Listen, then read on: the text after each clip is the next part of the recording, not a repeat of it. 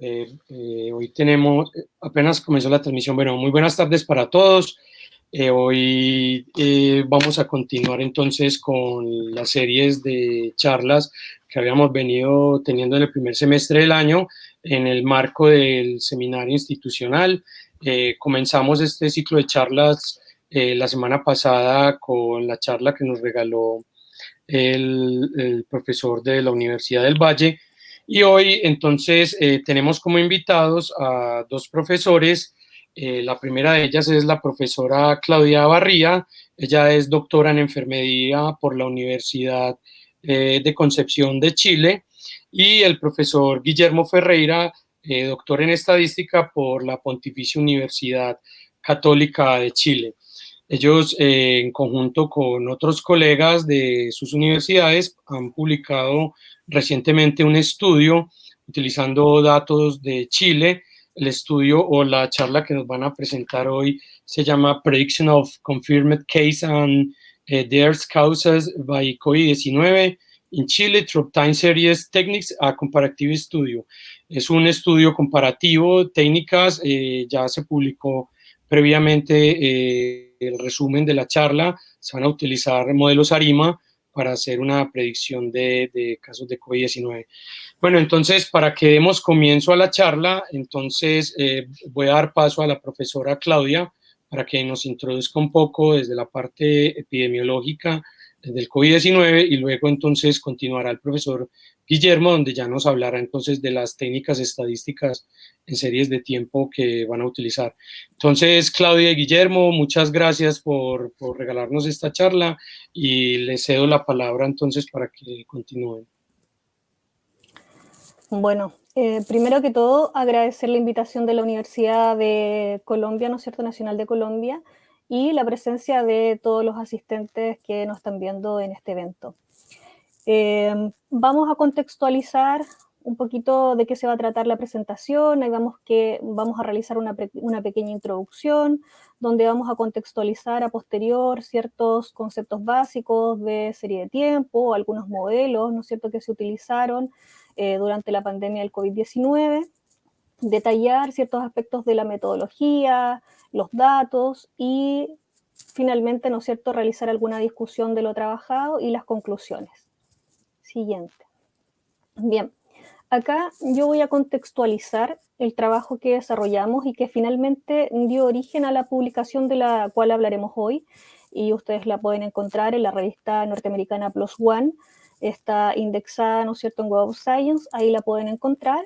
Y bueno, lo que nos llevó a esto, a comienzos del año 2020, viendo que aún no existía bastante documentación respecto a la crisis sanitaria que se estaba viviendo, era una situación única, particular, para la cual ninguno de los países estaba preparado.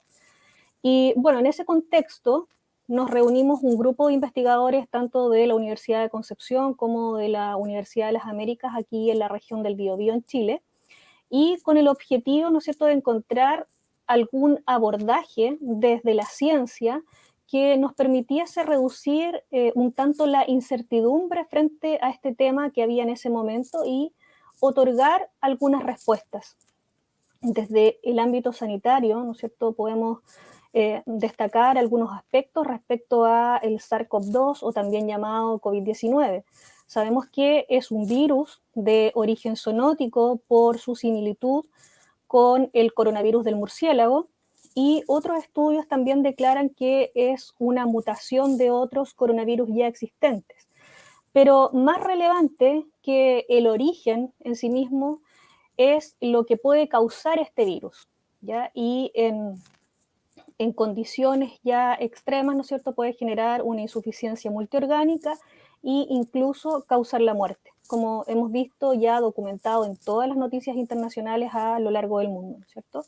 Chile no fue la excepción, y si nosotros revisamos datos actuales y vigentes hasta el 21 de agosto de este año, de 2021, podemos ver que llevamos 1.633.153 casos confirmados de COVID-19 y 36.605 muertes, fallecimientos por este virus. Esto de un total aproximado, nosotros tenemos en Chile 18 millones de habitantes aproximadamente, con lo cual la tasa de contagio sería del 9% en 100.000 habitantes.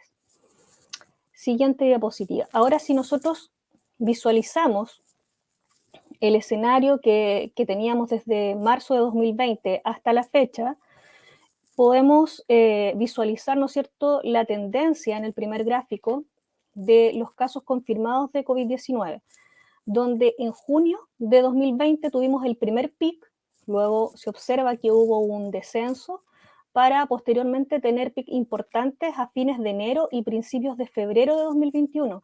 Y esto está correlacionado, ¿no es cierto?, con las mayores libertades que tuvimos en ese momento en el país, libertades de tránsito, ¿no es cierto?, de movilidad por un periodo estival de vacaciones. Y a fines de abril y junio de 2021, también ahí se puede evidenciar, ¿no es cierto?, en el gráfico, que hay pic importante producto de la llamada segunda ola de COVID. Y actualmente vemos que la curva va en descenso, pero si bien esto también asociado a ciertas políticas, campañas de vacunación, programas de políticas públicas que han implementado las entidades gubernamentales. Y si ustedes comparan, ¿no es cierto?, ven el segundo gráfico, ahí se detalla también la tendencia de las muertes acumuladas debido a la pandemia COVID-19 en Chile desde marzo de 2020 a la fecha. Siguiente, por favor. Bien, entonces todo este contexto pandémico, ¿no es cierto?, ha visibilizado, sobre todo en los países emergentes, un profundo impacto en los determinantes de salud. Por ejemplo, podemos mencionar que se ha agudizado la crisis social, vemos millones de personas por debajo de la línea de la pobreza. Esto impacta directamente la calidad de vida y por consecuencia también las repercusiones en la condición de salud de los individuos. Ahora también, si nos vamos al área económica, se ha producido un enorme impacto. Chile no quedó exento, como la mayoría, ¿no es cierto?, de los países donde se contrajo la economía, disminuyeron los flujos comerciales, se vio afectado todo lo que era el precio de las materias primas. Acá en Chile un fuerte impacto en lo que es como materia prima el cobre. Aumentó también el desempeño laboral, ¿no es cierto? Hubieron aumentos en las tasas de desempleo, entre muchos otros efectos sociales. Siguiente. Y bueno, estábamos en ese escenario donde era imperativo poder estudiar el comportamiento y la evolución, ¿no es cierto?, del COVID, de la pandemia, y buscar alguna metodología que nos permitiese limitar en parte esta incertidumbre respecto a los contagios y a las muertes. Y ese fue el propósito en alguna medida de que este trabajo pudiera ser útil, ¿no es cierto?, a las entidades gubernamentales, facilitar la toma de decisiones, que los recursos se empezaran a utilizar de manera más eficiente, generar ciertos protocolos, políticas públicas de manera oportuna, por ejemplo, indicar cuándo era pertinente poder flexibilizar o hacer más estricta lo que son las cuarentenas, el aislamiento social, generar intervenciones específicas, por ejemplo, inmunización, todo lo que es el tema de la vacunación a grupos o población en riesgo, ya sea por su edad o por comorbilidades asociadas. Entonces, en función de todo esto, de este contexto, se analizaron diversas herramientas o modelos que nos permitiesen predecir el comportamiento y la tendencia del número de casos confirmados y de muertes por COVID-19, los cuales a continuación entonces va a detallar el doctor Ferreira. Del profesor Francisco Rodríguez a exponer, digamos, en este seminario, y a la profesora Claudia por la introducción. Como ella mencionaba, un grupo multidisciplinario de la región, de la Universidad de Concepción y la Universidad de la América, nos juntamos para, de alguna manera, establecer algunos modelos predictivos para disminuir la incertidumbre sobre cómo iba evolucionando la propagación del COVID. Y así, digamos, entonces, como teníamos esas curvas, que eran, digamos, curvas que son datos que se van registrando en forma diaria, entonces nació la necesidad de incorporar estos modelos de serie de tiempo para de alguna forma predecir el número de contagios y también el número de muertes. Entonces yo voy a dar una pequeña introducción aquí a los modelos de serie de tiempo. La primera definición que ustedes deben tener en cuenta, bueno, una serie de tiempo, un conjunto de observaciones que se miden secuencialmente en el tiempo, ya sea diario, mensual, anual, trimestral, semestral, etc. Entonces ese conjunto de datos, esa colección de registros, uno puede denotarla o llamarla un conjunto de serie de tiempos. ¿Cómo se trabaja ese conjunto de datos? Recuerden ustedes que si hay mediciones secuenciales en el tiempo, hay una dependencia temporal. Es decir, lo que está pasando hoy va a depender de lo que estuvo pasando ayer y así sucesivamente hacia atrás. Y por lo tanto, el número de contagios por COVID claramente está dependiendo de lo que pasó ayer, de antes de ayer y de la semana pasada. Por lo tanto, hay un efecto temporal que hay que de alguna forma capturar. Lo mismo pasa con las muertes.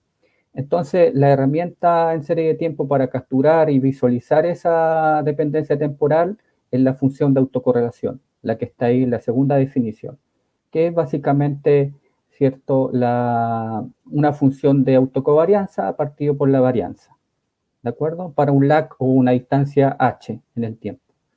Y esa función de autocorrelación es la que nos permite a nosotros de alguna manera ver qué tipo de dependencia temporal tengo en los datos, ¿ya? Por ejemplo, en un modelo muy simple, si ustedes han hecho el curso de serie de tiempo, van a tener un modelo autorregresivo de orden 1. Su función de autocovarianza es la que está ahí en esa fórmula, sigma cuadrado 1 partido por phi cuadrado por phi elevado a la h. Esa función de autocovarianza, si yo la divido por la varianza, que sería h en 0, te queda phi a la h. Entonces ahí yo lo que tengo es que la función de autocorrelación tiene una tasa exponencial, de caída exponencial, rápidamente a 0. ¿Ya? Entonces ya me está reflejando que la dependencia temporal es corta, de corta memoria, como se dice. Ya hay procesos que mediante la función de autocorrelación permiten asignarle una larga o corta dependencia en el tiempo. Otro concepto clave en el análisis de serie de tiempo es el concepto de estacionalidad, que tiene que ver que nos está indicando que en cada punto del tiempo, del dominio temporal, las propiedades estadísticas no cambian, no varían en el tiempo. Por lo tanto, se habla aquí de la media. Media es constante en el tiempo y también la estructura de autocovarianza es constante. ¿Ya? Es decir, si yo me paro en cualquier instante del tiempo, la media estadística tiene que ser igual y la dependencia temporal entre dos puntos, ¿cierto?, no tiene que cambiar o no tiene que depender del tiempo. Bueno, aquí hay una función de autocorrelación muestral, que es la que utiliza los datos y captura, ¿cierto?, la correlación de los datos. Entonces, lo que tengo aquí yo es la definición de una autocovarianza muestral. Fíjense, aquí está la media, ¿cierto? Y voy moviendo el h y voy obteniendo números, ¿cierto?, que están capturando a través de los datos. Entonces, si yo tengo esta función de autocovarianza muestral, inmediatamente, ¿cierto?, tengo la función de autocorrelación muestral.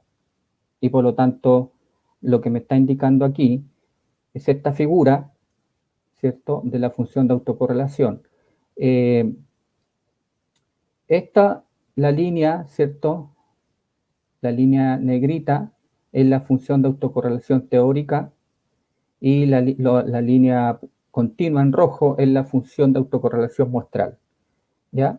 Y las líneas azules representan el intervalo de confianza. Por lo tanto, aquí la función de autocorrelación me está indicando que siempre en el lag 0 es 1 y luego va decayendo suavemente a 0. lo que me está indicando aquí que tengo un proceso de corta memoria o tipo AR, ¿ya? Autorregresivo. Entonces, es esta herramienta la que me permite a mí, de alguna forma, construir, ¿cierto?, la dependencia temporal y, ¿cierto?, llevarla a un modelo estadístico o un modelo de serie de tiempo. Entonces, en este contexto, algunos modelos estadísticos clásicos de serie de tiempo es la metodología Box y Jenkins, que está definida por una ARIMA, ¿ya? Que es un proceso no estacionario porque aquí hay una diferenciación, ¿ya? Esta es una diferenciación del proceso. Aquí tengo el proceso autorregresivo, aquí tengo el proceso de media móvil y ZDT viene siendo un ruido blanco con media cero y varianza sigma cuadrado.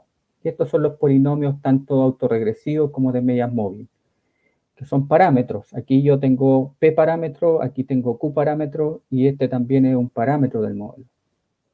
¿Ya? D es un entero, ¿ya? D es un entero. Hay otros modelos que permiten asumir que D es fraccionario y en tal caso tengo un ARFIMA, que son modelos para capturas de dependencia a largo plazo.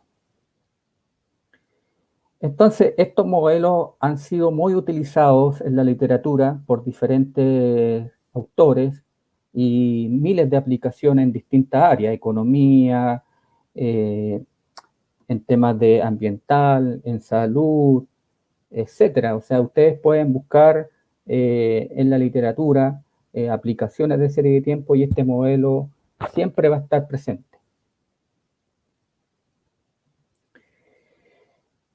Bueno, en el contexto del COVID, uno puede buscar time series COVID-19 y le aparece un montón de autores que han aplicado estos modelos de serie de tiempo al COVID, ¿ya? Por ejemplo, aquí una breve revisión bibliográfica, nosotros podemos ver que Ibrahim y otros en el 2020 aplicó, ¿cierto?, esta metodología ARIMA para predecir la propagación del COVID-19 en Nigeria, ¿ya? Este autor es uno de los primeros autores que propone estos modelos ARIMA para, de alguna forma, predecir la propagación del COVID-19, ¿ya? Yo estoy hablando del año pasado, ¿de acuerdo? De junio, julio del año pasado. Malecki y otros también han considerado modelos también autorregresivos, pero con distribución normal y una mixtura de dos escalas, ¿ya? Finalmente, Benvenuto también ha desarrollado modelos ARIMA para predecir la tendencia epidemiológica del COVID, la prevalencia y la incidencia, utilizando esta base de datos Jenkins, que es una base de datos libre, ¿ya? Todos estos son modelos que ya están estudiados, ¿cierto?, en el contexto de serie de tiempo. Y vemos que todos estos autores han propuesto metodologías para, de alguna forma, modelar el comportamiento del COVID. Jonard ya propone, ¿cierto?, un estudio para predecir y modelar el número de COVID, de caso usando ARIMA y método de exponencial smoothing, que es un método no paramétrico. Y aquí vienen métodos más sofisticados, por ejemplo, Agosto también propone un modelo de serie de tiempo, pero en el contexto de datos secuenciales de conteo, ¿ya? Y aquí usa una regresión Poisson. Y este autor, Papastefoni-Poulos, hace un estudio bastante acabado sobre 10 países, ¿ya?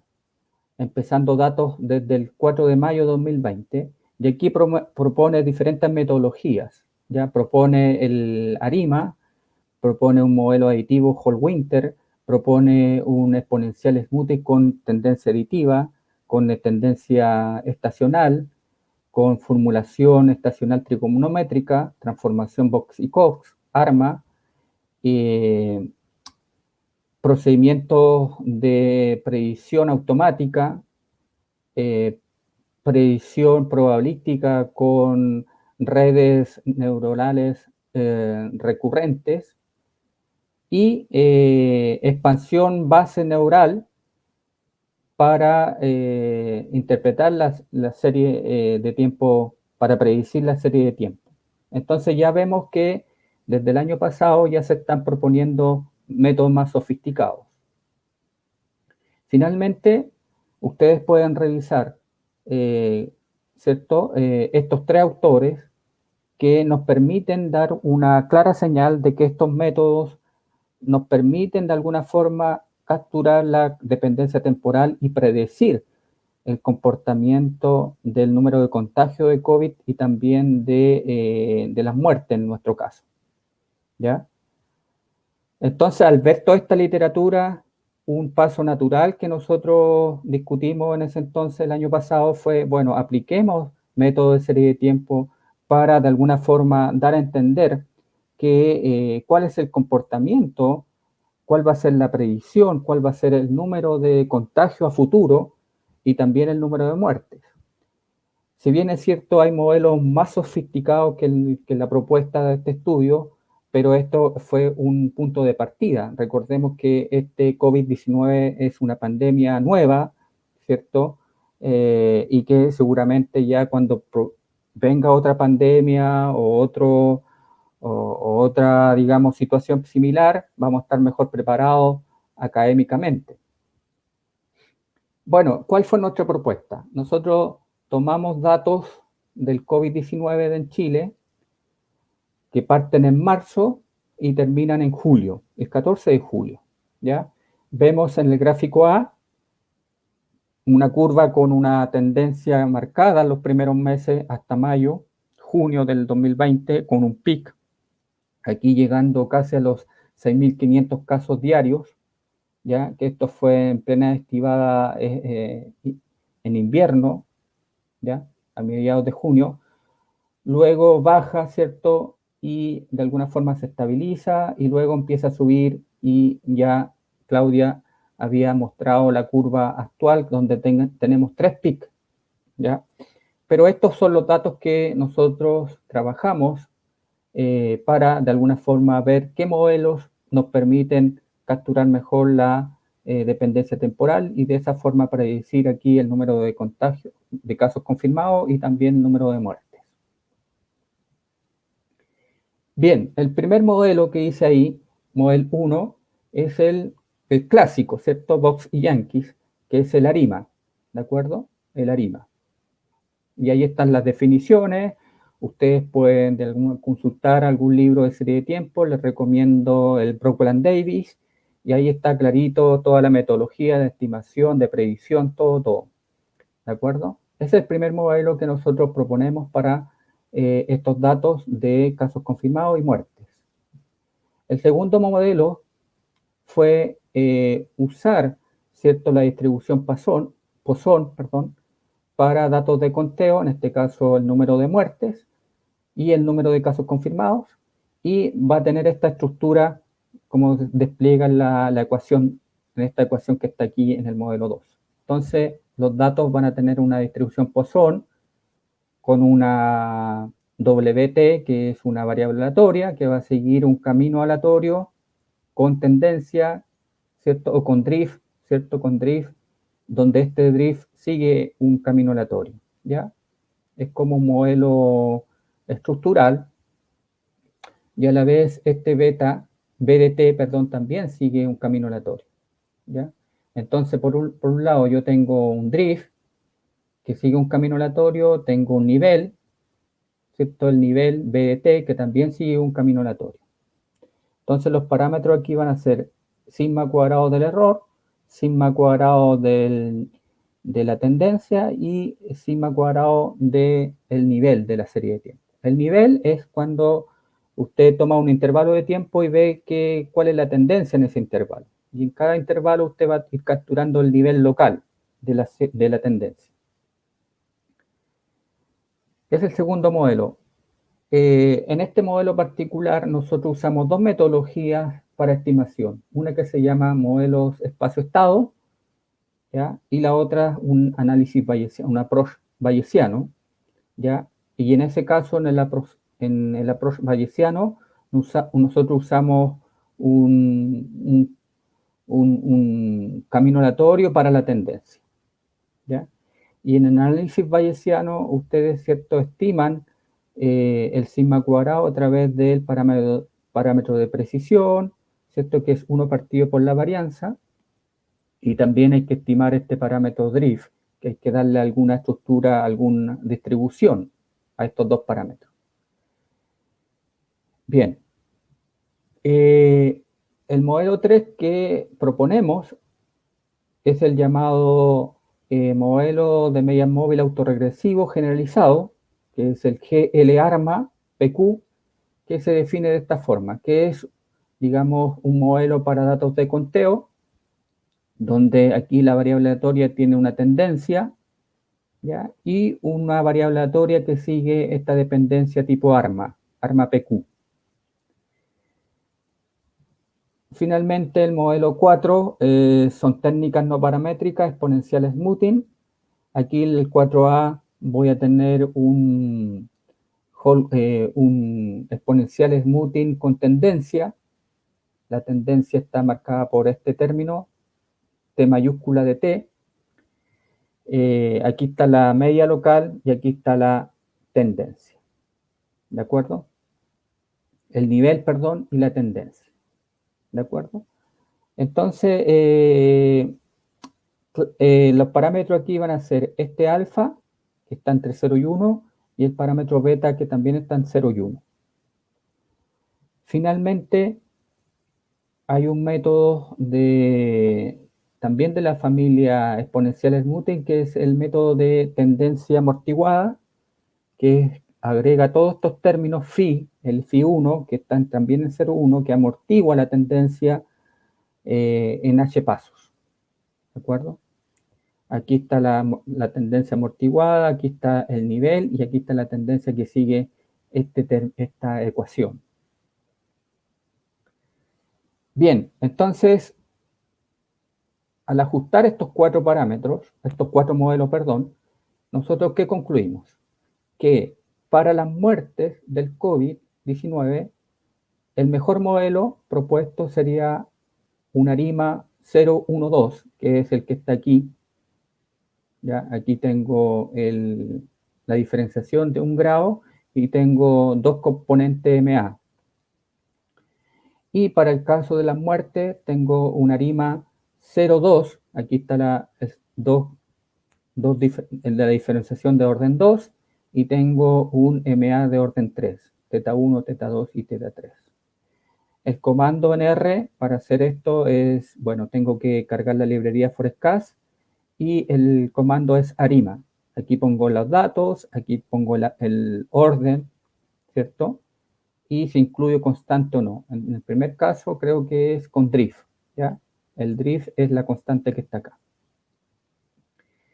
Para el segundo modelo, que es, digamos, el modelo de datos de conteo Poisson, usamos la librería CAFAS, ¿ya? Que me permite de alguna forma implementar la estructura de espacio-estado. Bueno, entonces librería CAFAS, SS Model, aquí están mis datos, y aquí está la estructura de espacio-estado, del estado, perdón, ¿ya? Que es la tendencia, y aquí está el ruido, ¿ya? El ruido. Y la distribución Poisson. Y aquí está la actualización de los parámetros, ajusto el modelo con fit SSM, ¿ya?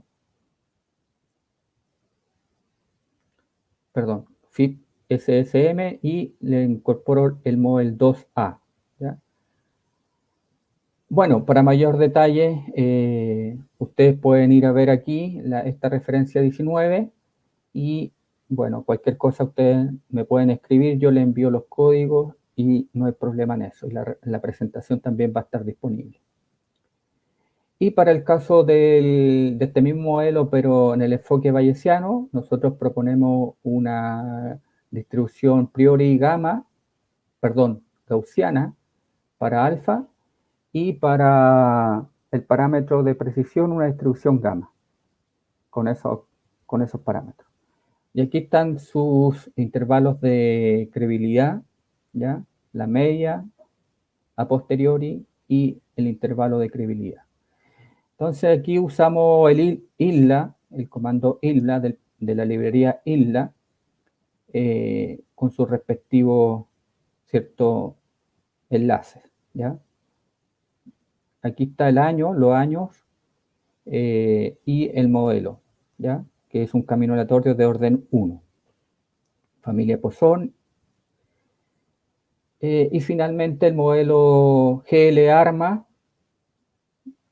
Para nosotros, ¿cierto? Usamos o concluimos que el GL-ARMA 2.0 es el mejor para los casos confirmados y un GL-ARMA 1.0 para los muertes.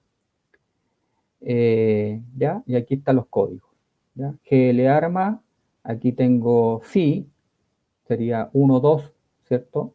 Tengo dos phi, phi1 y phi2, tipo Poisson, el método FS, los residuos estandarizados de Pearson, y finalmente, no sé qué pasó acá, un segundo, ahí. Y finalmente Hall-Winter, ¿cierto? Con tendencia y con tendencia amortiguada. Bien, aquí están el gráfico con la línea de color, son las estimaciones del modelo, y las líneas segmentadas en negro son los datos, ¿de acuerdo? Entonces, claramente vemos que el modelo 2A, el 2B, se ajustan mucho mejor que el resto de los modelos. Entonces, yo estoy hablando aquí del modelo Poisson, ¿cierto? Tanto con el contexto espacio-estado como en el contexto el del bayesiano, ¿ya? Mientras que el ARIMA anda, ¿cierto? Muy lejos, digamos, de alguna forma, pero captura también la tendencia, porque viene aquí la línea azul, va al pic y baja, ¿de acuerdo? Mientras los modelos de datos de conteo mediante GL-ARMA, ¿ya? No andan tan bien ahí, y estos dos son de exponenciales múltiples con tendencia y con tendencia amortiguada. El caso de las muertes, vemos que prácticamente el ARIMA, el modelo Poisson, para datos con dependencia temporal, funciona bastante bien. Aquí los modelos de exponenciales múltiples también, excepto este del GL-ARMA. Entonces, para validar, ¿cierto?, cuál es el mejor modelo, nosotros lo que hicimos fue realizar una bondad de ajuste de predicción, dejando fuera cierta base de datos y prediciendo y luego comparando con los datos que hemos dejado fuera. Entonces, lo que hicimos aquí fue que desde marzo a julio nosotros usamos esos datos para, de alguna forma, ajustar nuestro modelo. Es decir, tenemos 129 observaciones para chequear o ajustar nuestro modelo a los datos. Y desde el 7 de junio, desde el 7 al 14 de julio, fueron periodos de validación. Entonces nosotros tenemos 6 observaciones que predecir, luego vamos a comparar esas 6 observaciones con los datos que quedaron afuera. ¿Ya? Entonces, ustedes conocen ya algunas medidas de estadística para chequear este error de predicción, digamos, que es, por ejemplo, el error medio, el error medio absoluto, el error cuadrático medio, el error cuadrático porcentual, el error cuadrático medio porcentual, ¿ya? Los valores más pequeños de estos índices, eso está reflejando que el mejor modelo es el que tiene cierto menor índice en estos de estos estadísticos. Bien, en este caso entonces probamos aquí. Aquí están las observaciones y la línea azul me está indicando las predicciones, ¿de acuerdo? La línea azul me está indicando la línea de color me está indicando, la línea de color sólida me está indicando las predicciones, mientras que los puntitos son los datos, ¿cierto?, reales. Entonces, claramente aquí, fíjense que la línea azul va hacia arriba, tiene una tendencia hacia arriba, aquí lo mismo, aquí está ya demasiado lejos. Esto como que captura mejor, y lo mismo pasa con la tendencia exponencial smoothie con tendencia amortiguada, ¿ya? Entonces, lo que hace los indicadores aquí es ver la distancia de alguna manera que hay entre los puntitos negros y la línea, ¿ya? Lo mismo ocurre para el caso de las muertes. Fíjense que el primer modelo aquí captura demasiado bien, este no, ¿cierto? Y la exponencial smoothing súper bien acá. Entonces, aquí está la tablita, y yo quise resaltar aquí estos valores, que es el error medio absoluto porcentual, que me está indicando que el modelo 1 simplemente comete un error del 17 o del 18%, mientras que el resto, ¿cierto?, está bordeando los 27%, aquí el 70%, el 20%. Por lo tanto, si yo me miro solamente este indicador, me está indicando que el mejor modelo en este caso sería el modelo 1, que sería el modelo ARIMA 210, ya para el caso de los casos confirmados. Mientras que para las muertes, el mejor modelo sería el 4B, que sería un modelo de exponencial smoothing con tendencia amortiguada, que comete un error del 37%. Bien, las conclusiones de este estudio básicamente fueron que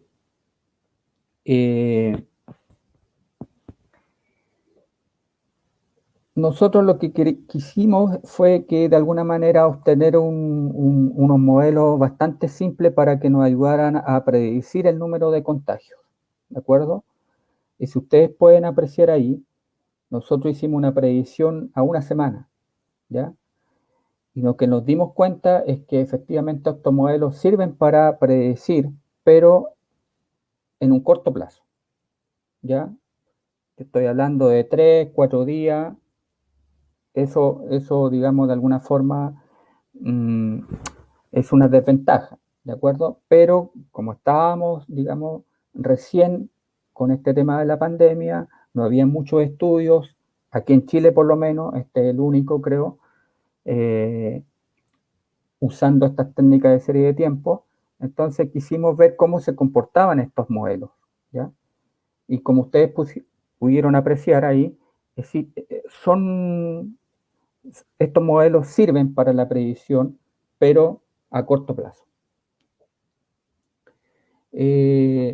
Bueno, otra conclusión fue que efectivamente estos modelos son útiles para el contexto nacional, ¿ya? Estos no necesariamente pueden servir para otros países donde tienen otras condiciones sociales, ¿ya? Solamente la conclusión que hicimos fue que estos modelos sirven para predecir el número de casos confirmados y de muerte aquí localmente, ¿ya? En Chile, ¿ya? Si yo tomo otra base de datos de otro país, seguramente me va a dar otro tipo de modelo. Y como posibles trabajos a futuro es, de alguna forma, utilizar modelos ya de aprendizaje automático o de machine learning en serie de tiempo para predecir las curvas de propagación del COVID, y también estudiar algún tipo de relación, ¿cierto? Estadísticas, ¿ya? Ya sea a través de un modelo de datos de panel, qué sé yo, donde incorporen variables psicosociales, ¿ya? Estoy hablando de el lugar donde vive, ¿cierto? La comuna, la región, el nivel social, número de hijos, ¿cierto? Qué previsión de salud tiene, si es público o privado, etc. ¿Ya? Ese estudio, digamos, es muy interesante. Y finalmente, ustedes pueden acceder a este trabajo, es el link que está ahí, pueden descargar el trabajo de acceso libre y, como les mencioné, ustedes nos pueden escribir, yo les puedo enviar los códigos, ustedes pueden replicar este mismo estudio a datos locales, ¿cierto?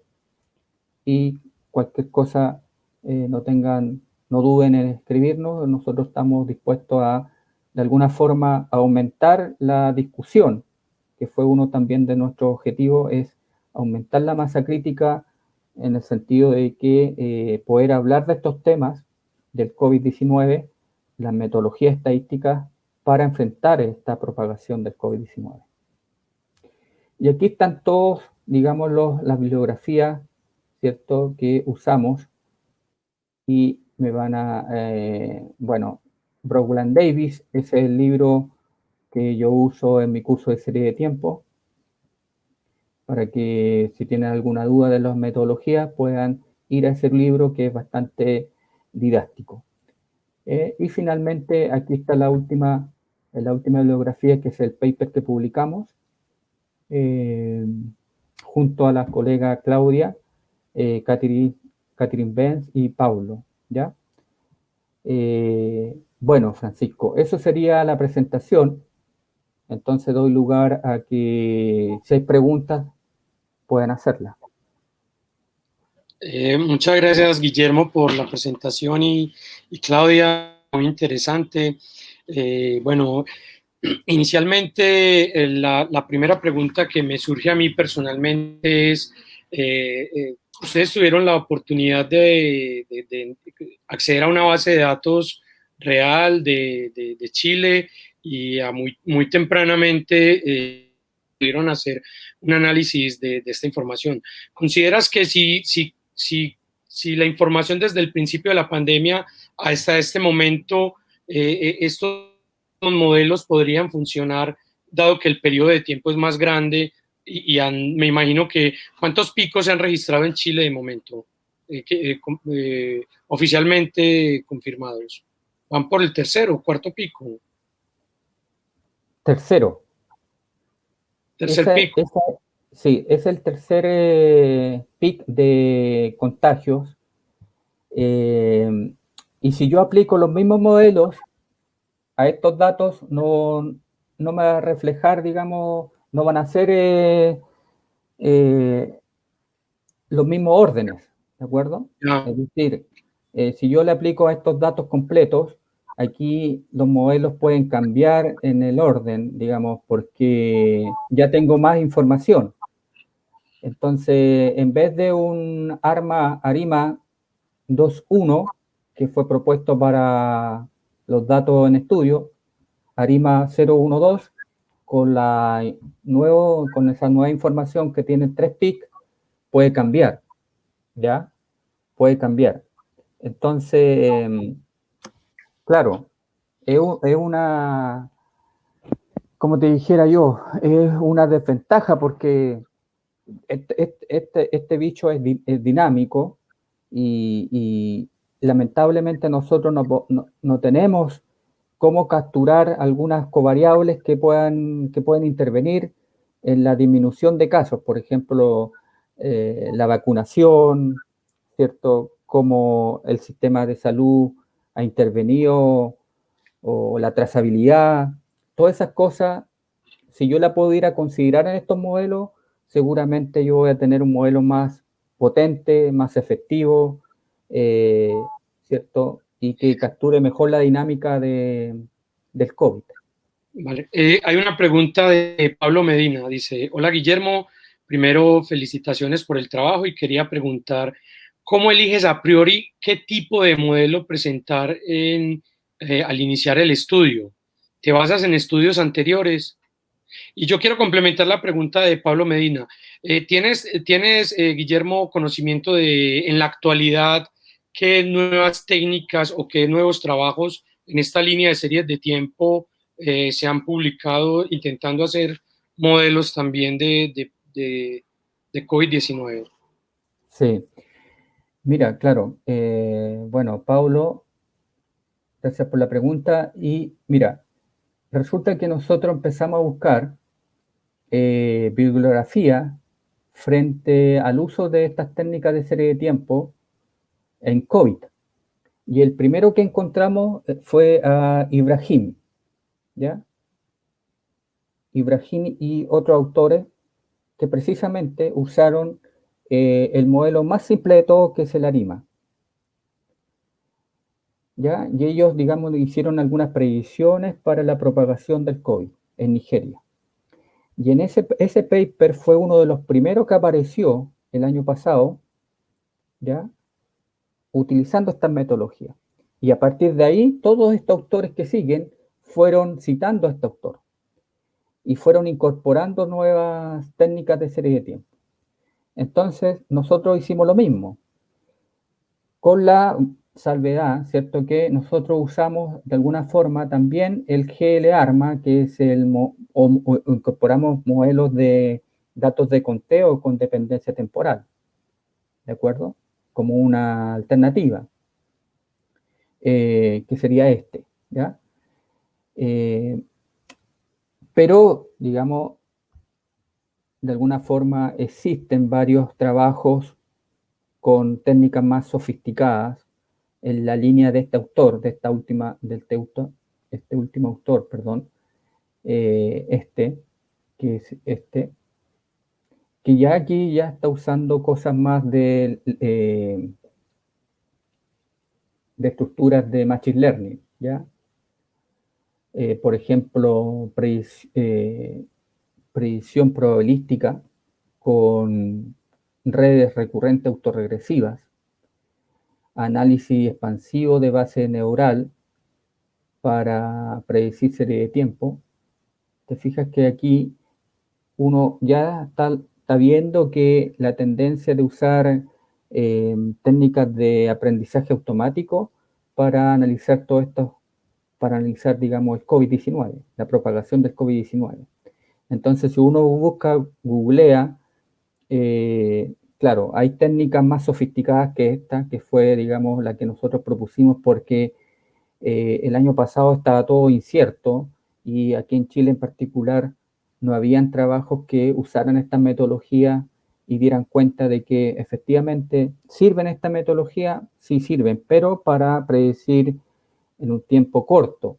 Y además lo que dices tú, Francisco, si yo uso la misma metodología para los datos reales, o sea, para los datos actuales, bueno, básicamente van a cambiar. ¿Te fijas? Va a cambiar la conclusión de este trabajo. Pero, Guillermo, una cosa, pero no conservaría el comportamiento ahí una componente estacional. Claro, ahí podría aumentar, porque nosotros acuérdate que solamente teníamos una ola aquí, hasta aquí nosotros trabajamos datos hasta acá, hasta julio. ¿Te fijas? Entonces, ir incorporando, ¿cierto? Estos peaks en un modelo de serie de tiempo sí se pueden hacer, ¿ya? Mediante técnicas incorporando, por ejemplo, componentes estacionales. Pero componentes estacionales, digamos, no determinísticas, sino que de alguna forma estocástica, porque, bueno, esto no es un comportamiento regular. Depende mucho de la dinámica de vacunación, estratégicas de encerramiento, de, ¿cómo se dice?, cuarentena que apliquen, del seguimiento. Depende de muchas variables el controlar estos picos. Y por lo tanto, ahí nace, digamos, la necesidad de tener estas covariables en el modelo. Una manera de hacer eso es incorporarla aquí en el GL-ARMA como covariables, ¿ya? Uno podría incorporar esas covariables aquí, en estos modelos, ya sea aquí, ¿cierto? Y estoy pensando aquí, por ejemplo, aquí tú tienes una tendencia, ¿cierto?, lineal, pero aquí uno podría incorporar las covariables de vacunación, de la cobertura de vacunación, de cuarentena, algunas variables económicas también podrían ayudar a estudiar ese comportamiento de los PIC. Claro, claro. No, y también las variables socioeconómicas seguro que influyen demasiado en los modelos, dependiendo de cada región, por supuesto. Una pregunta más, Guillermo. Estas lo hicieron a nivel de Chile. Pero entonces, sí. Esta pregunta yo creo que me la podría responder más fácil, Claudia. ¿Cómo es la calidad del dato de COVID-19 en Chile y cómo fue la facilidad de acceder a los datos? Porque, por ejemplo, ahora a la mente se me viene que sería muy interesante donde se pudiera acceder a la información y donde se tuviera, es mucho pedir, de hacer un modelo multivariado analizando la evolución de las diferentes cepas, digamos, de las diferentes, la alfa, la gamma, tal, y comparar cómo evolucionan y tener criterios, obviamente, para decidir si hay si una es más infecciosa que la otra en términos de modelos de series de tiempo, pero ¿qué tal la accesibilidad a los datos de COVID-19 por Chile y cómo el Ministerio de Salud chileno se ha organizado y ha construido la información? Mira, Francisco, gracias por la pregunta. Afortunadamente, en Chile, un par de años, yo diría, no sé, 1 o 2 años antes del pic de la pandemia, se creó el Ministerio de Ciencia y Tecnología. ¿Ya? Por lo tanto, teníamos ya un avance en esa área donde el país estaba buscando, ¿no es cierto?, en cierta medida, generar mayor difusión de la ciencia y se generó una plataforma donde todos los datos estaban disponibles. ¿Ya? Acá principalmente la autoridad sanitaria, ¿no es cierto?, depende del Ministerio de Salud, que se hizo asesorar por un comité epidemiológico y el cual iba reportando diariamente el número de casos confirmados de COVID y los fallecimientos. Entonces, de manera casi instantánea y día a día se iban teniendo el registro, el conteo de los datos que eran necesarios para poder desarrollar este trabajo. Así que eso facilitó también el desarrollo de esta investigación. Y bueno, claramente también aquí aportar, ¿no es cierto?, de que para nosotros como grupo de trabajo fue bastante enriquecedor la discusión al respecto, porque acercamos en cierta medida estos datos que son en cierta medida datos duros, ¿no es cierto?, herramientas estadísticas, datos duros, a poder llevarla de alguna medida, ¿no es cierto?, a una cierta aplicación que sea evidenciada y qué mejor, ¿no es cierto?, que en el ámbito sanitario, que pueda repercutir, que pueda impactar en la salud de las personas. Así que eso se destaca, sobre todo este trabajo colaborativo multidisciplinario que se pudo desarrollar. Muy interesante. Y desde la Universidad de Concepción, una última pregunta, ¿han implementado con autoridades locales este tipo de modelos y ayudar a tomar decisiones en políticas públicas respecto al COVID-19, o todavía no ha habido ese acercamiento de la universidad a los directivos de la ciudad, por ejemplo?